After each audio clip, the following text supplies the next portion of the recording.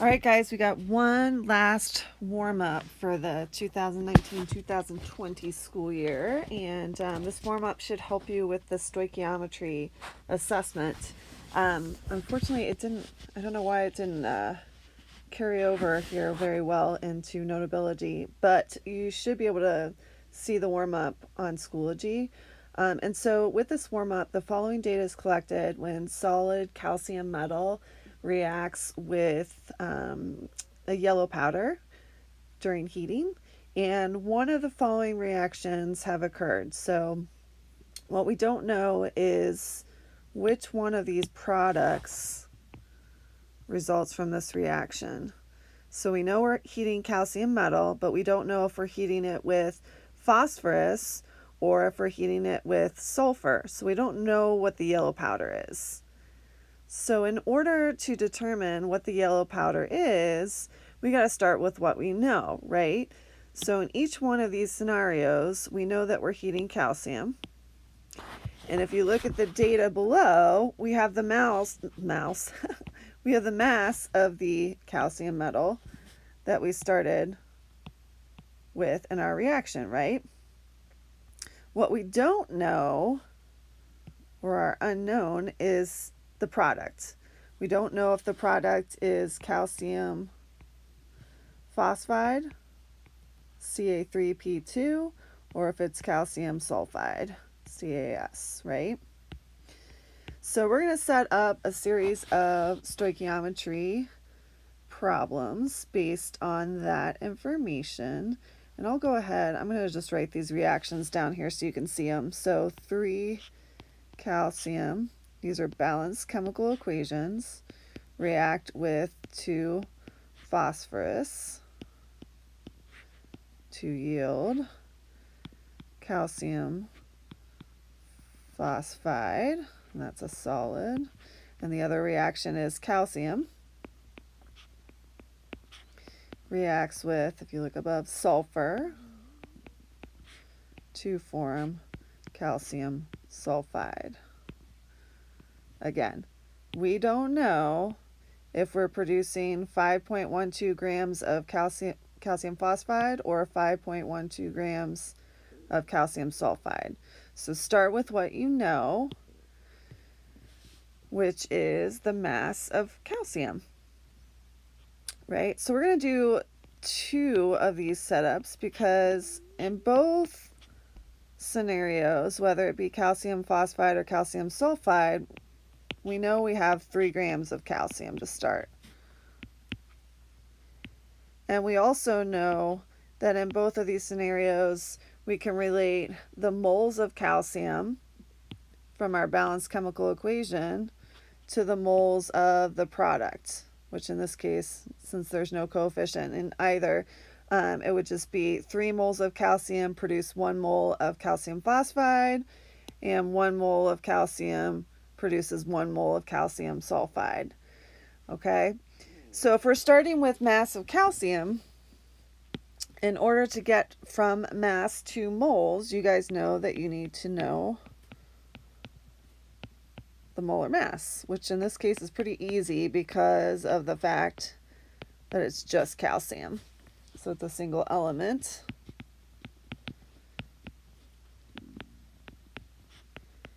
Okay, and so when we set up that molar mass ratio, what we've done here is we're starting with grams of calcium, and we're converting from grams of calcium to moles of calcium.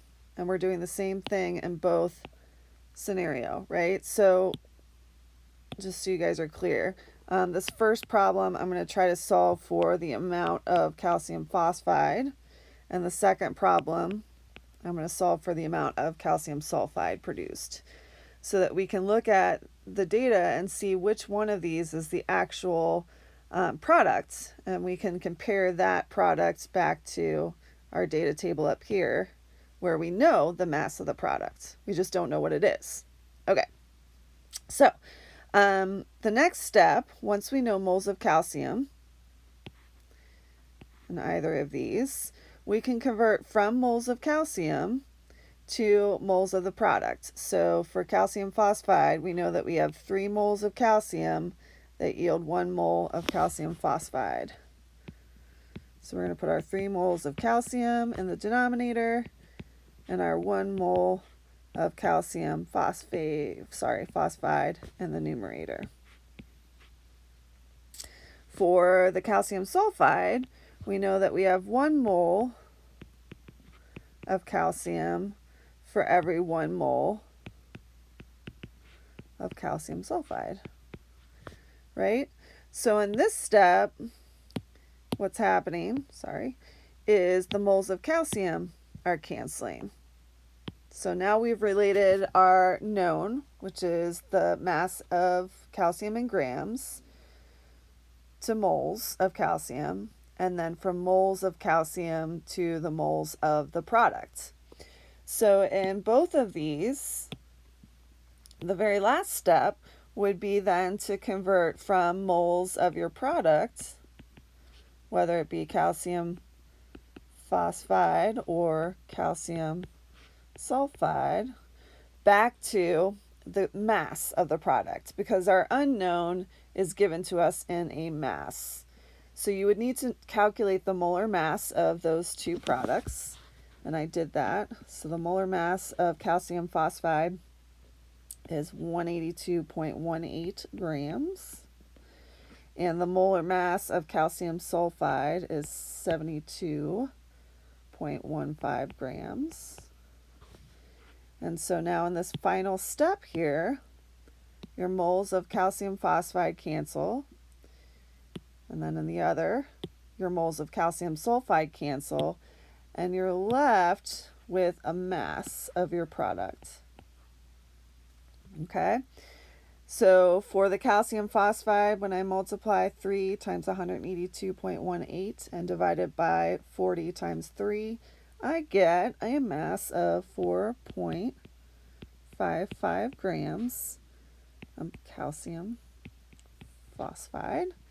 And then when I do the same, where I multiply 3 times 72.15 and divide by 40.18, I get a mass of 5.4 grams of calcium sulfide. So now what we want to do is we want to look at our actual data, because we have experimental data up here that tells us that we have produced 5.12 grams of product. And so the question becomes, which one of these is closer to the 5.12 grams? Okay, so that's our experimental data, or what we yield in products. And then our theoretical is from the stoichiometry. So looking at that data, I can tell you that the obvious choice would be the 5.4, because it's closer to 5.12 grams than 4.55 is. Okay, so that's going to be my theoretical yield, which tells me that the product of this reaction, because the data are very close, is calcium sulfide. Okay, cool. So then how do we calculate percent yield? So that's pretty easy. This is basically to tell us how close our experimental data are to what we should have, in theory, measured in our experiment in percent. Okay, so you go ahead and you take your experimental value for mass of product and you divide that by the theoretical value for mass of products, and you multiply that by 100, and you get a 94.8% yield. So that means that your data, your experimental data, are about 5.2% less than the expected outcome of the experiment. Okay, so that's it. So what you guys are working on today, due tomorrow at 11:59 p.m., is you've either been given data to calculate for an unknown sodium compound, or you've been given data to calculate for an unknown potassium reactant. In either case, you are taking steps similar to this. So I've emailed you the data. You are given a series of chemical equations to consider, and you have to identify the unknown. Some of you will have to identify the unknown reactant, and others will have to identify the unknown product of the reaction. So the setup is very similar to this warm up. I'm not gonna do office hours. I'll have office hours open, but I'm not going to guide you too much through this because you've had several experiences now with the magnesium and air lab, with like 3 warm-ups last week and then this warm-up today. So hopefully you guys are good to go to complete this by Tuesday, May 19th at 11:59 p.m.